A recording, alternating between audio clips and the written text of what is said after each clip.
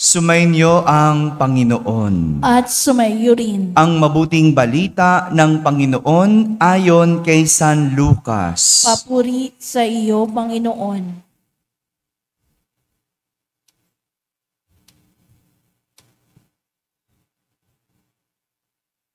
Noong panahong iyon, nagsalita si Jesus sa mga tao tungkol sa paghahari ng Diyos at pinagaling niya ang mga may karamdaman.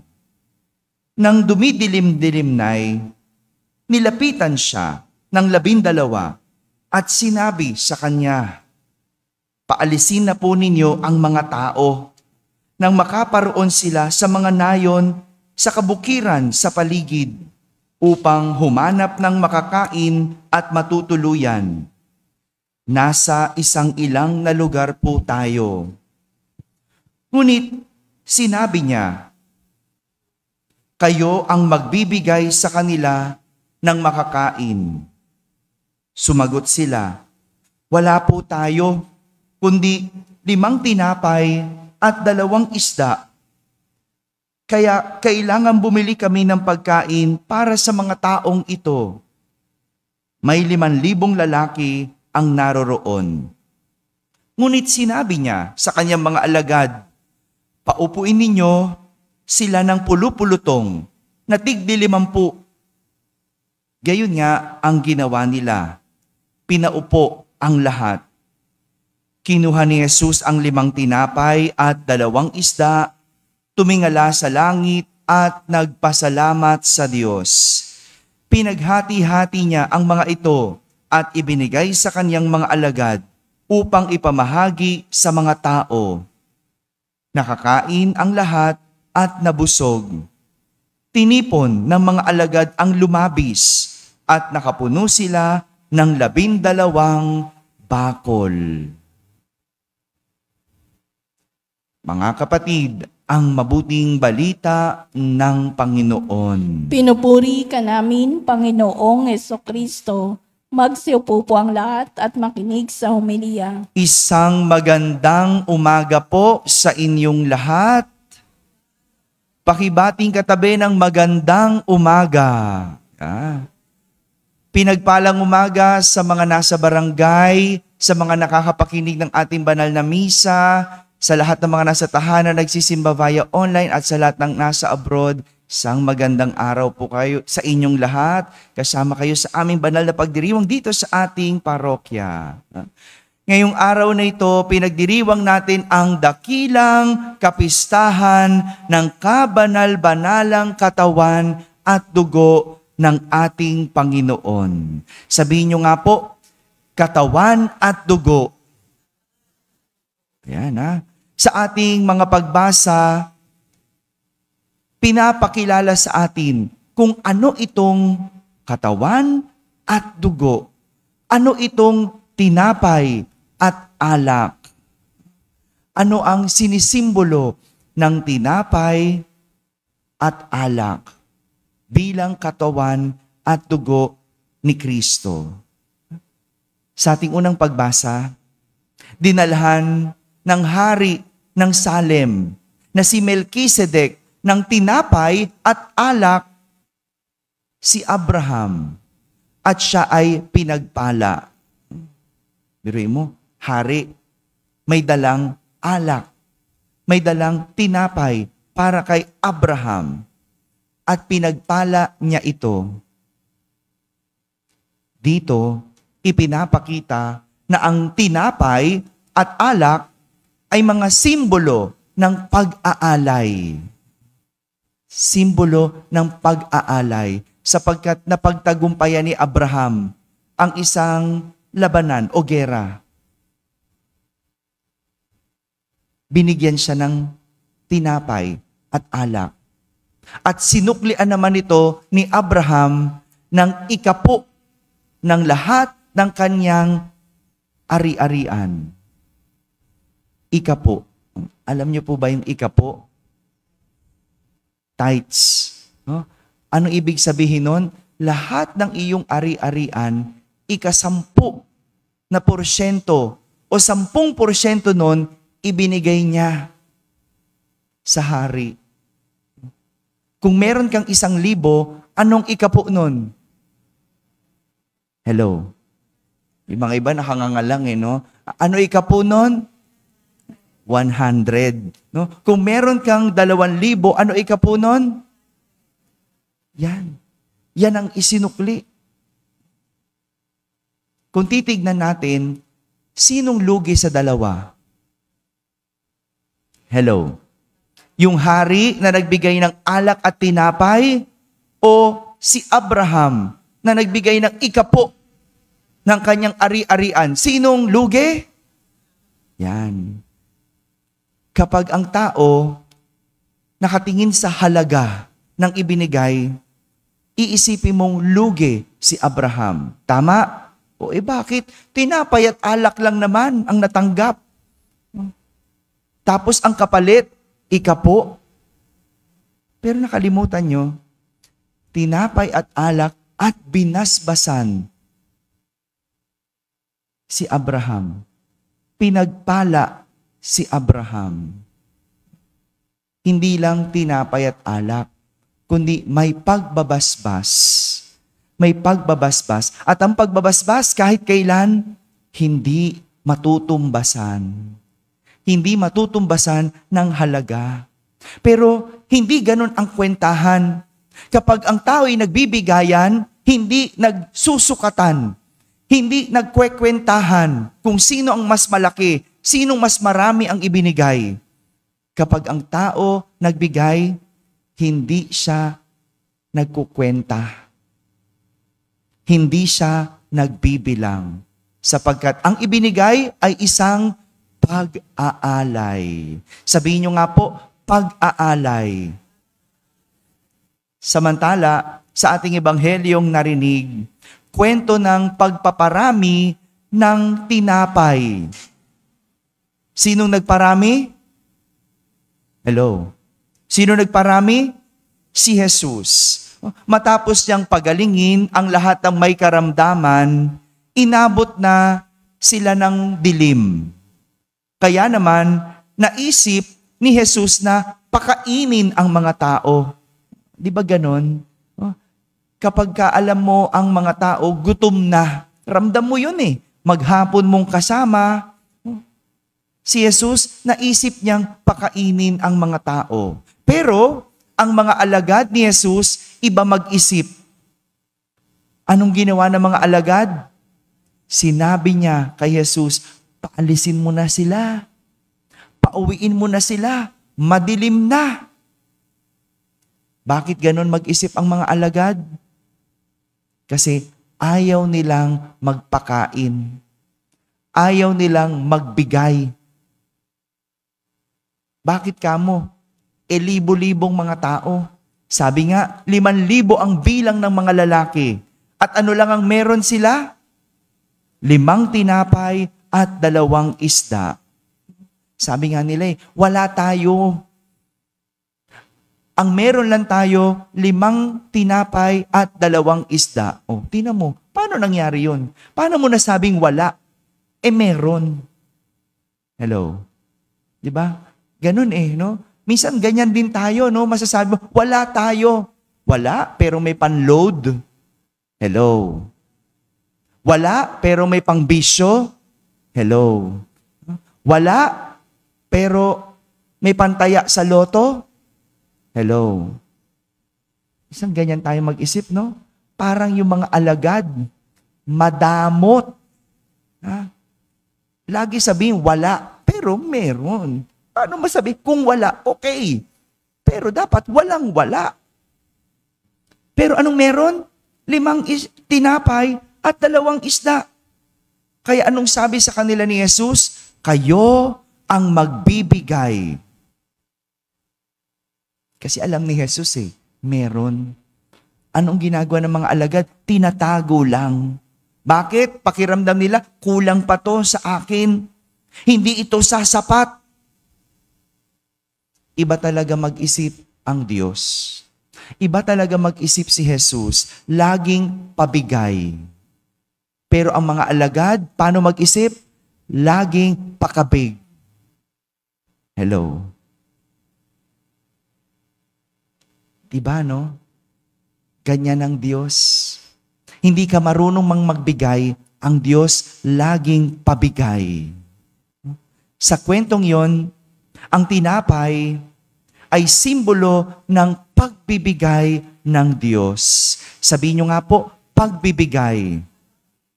Kanina, anong simbolo ng tinapay at alak? Pag-aalay. Kay Jesus, anong simbolo? Pagbibigay.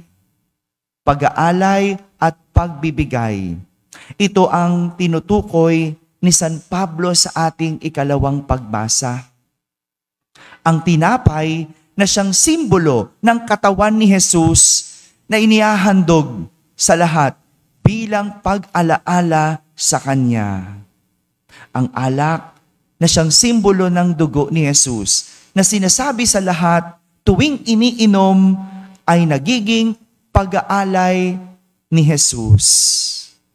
Ito po ang ibig sabihin ng ating pagdiriwang sa araw na ito. Ang katawan at dugo ni Jesus, ang tinapay at dugo ay Kanyang alay at Kanyang bigay na siyang nagpapaalala sa atin ng Kanyang dakilang pag-ibig. Dakilang pag-ibig. Pag-ibig na nag-aalay at pag-ibig na nagbibigay ng Kanyang sarili. Ito yung pinapakita sa atin. Tuwing tayo'y tatanggap ng tinapay at alak, simbolo yan. Pagpapaalala yan ng alay at pagbibigay ng Diyos. Kaya nga, sa mga mag-anak, dapat meron ding pagbibigayan. Pagbibigayan. Kasi sa pagbibigayan, ito'y nagiging simbolo ng pag-ibig. Sa pamilya, hindi dapat lagi puro pakabig. Sino dito ang puro pakabig? Taas nga ang kamay. O, di ba, nahiya tayo? Di ba? O. Sa pamilya, ganun. Dapat bigayan. O. Hindi puro ikaw. Dapat meron ding nagbibigay na iba. Hindi puro ka lang tanggap ng tanggap. Kasi kapag hindi ka marunong magbigay, wala kang pag-ibig. Pag wala kang ambag sa pamilya, wala kang pag-ibig sa pamilya. Father, wala pa naman akong trabaho. O di maghugas ka ng pinggan. Di ba? O maglinis ka ng bahay. Yan ang ambag mo. Di ba? O, ganun eh. Dapat sa pamilya ganun. May nagtatrabaho, may nag-aangkat ng pera, pero merong tumutulong sa bahay. Wala kang trabaho, maglaba ka. Huwag kang pabigat. Sa atin, puro pakabig eh. Tapos sasabihin mo, mahal ko nanay ko. Mahal mo? Paso-paso na yung kamay ng nanay mo kakaluto, hindi ka man lang maghugas ng pinggan. Hello? Tawan-tawa yung mga nanay dito, no? Di ba? Dapat hindi puro pakabig. At ganoon din sa mag-asawa. Para mapanatili ang pagsasama, dapat may bigayan. Kapag mahina ang isa ang dapat mag-akay. Hindi yung mahina ang isa, mahina ka din. Bigayan. Kapag nagbubunga nga ang isa, ano gagawin ng isa? Makinig na lang. No? Huwag ka nang lumaban pa. No? Pag natapos siya, ikaw naman. Bigayan. Kahit sa magkakaibigan, kapag gipit ang isa, pahiramin. Pero dapat mong ibalik. Kaya sira ang pagkakaibigan kasi meron lang isang puro pakabig. Ayaw magbalik. Alam niyo po, naalala ko nung minsan, nasunog yung isang eskwelahan doon sa may Quiapo. Pumunta ako para magbasbas. At nadatnan ko, yung pamilya na nasunugan, nasa labas ang kanilang mga gamit. At katabi nila, yung kanilang anak na nasunog. Cremated na. kumakain sila ng noodles pagdating ko. At bago ko basbasan yung kanilang anak na namatay, sabi nung tatay, "Father, kain po." Nung tinignan ko, kulang pa yun sa kanila. Sabi ko, "Salamat po." Di ba ganun ang Pinoy? No? Kahit kapos, kahit alam mong hindi naman kasya, nag-aalok, kain po. No? Sabi ko, "Okay lang po, sige po." Sabi niya, "Father, soft drinks na lang." Nagdahilan na lang ako eh. Hindi ako umiinom ng soft drinks. No? Hihingi pa ba ako? Tatanggapin ko pa ba yung soft drinks? Namatayan, nasunugan, walang bahay. Pero nag-aalok pa din. No? At nung tumanggi ako, nagpabili ng mineral water. At tignan mo, ganyan ang taong gustong magbigay. Hindi nauubusan ng dahilan. Pero ang taong ayaw magbigay, hindi rin mauubusan ng katwiran. Mga kapatid, ito po ang hamon sa atin. Hamon ng ating pagdiriwang na magkaroon ng bigayan para magkaroon ng pag-ibig sa isa't isa. Hindi ito tungkol sa kung ano ang tinanggap, ano ang matatanggap. Tungkol ito sa ano ang kaya mong ibigay at ialay. Kaya nga ang mga madamot, hindi kayang umibig dahil hindi kayang magbigay. At sino lang ang kanilang iniibig? Sarili. Ganyan ang taong madamot. At ang pagdiriwang at kapistahan natin ngayon ay paalala na meron tayong Diyos na nagbigay at nag-alay. Kung pakiramdam mo ikaw ay kapos, pakiramdam mo ikaw ay kulang, lumapit sa Diyos. Dahil ang Diyos hindi mangingiming magbigay. Ganyan ang banal na Eucharistia. Kaya nga dapat ang mga tao, kapag naghihirap, nagsisimba. Kapag kinakapos, nagsisimba. Kasi ang Diyos ang magpupunan. Ang Diyos magbibigay kahit ikaw ay madamot. Mga kapatid, paalalahanan tayo ng dakilang kapistahan ng katawan at dugo ni Kristo ay isang paalala na meron tayong Diyos na minsang nag-alay at patuloy na nagbibigay sa ngalan ng pagmamahal.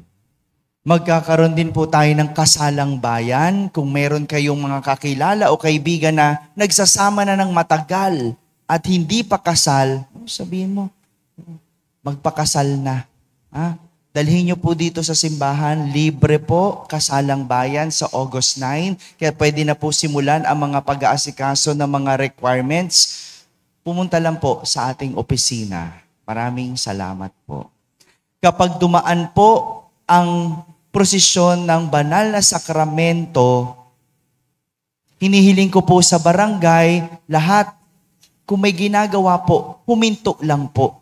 No? Bilang pagbibigay galang. No? Huminto lang po, magbigay galang po sa pagdaan ng banal na sakramento ng katawan ni Kristo. Mamaya po yan, pagkatapos po ng ating 9:00 ng umagang misa. Maraming salamat po.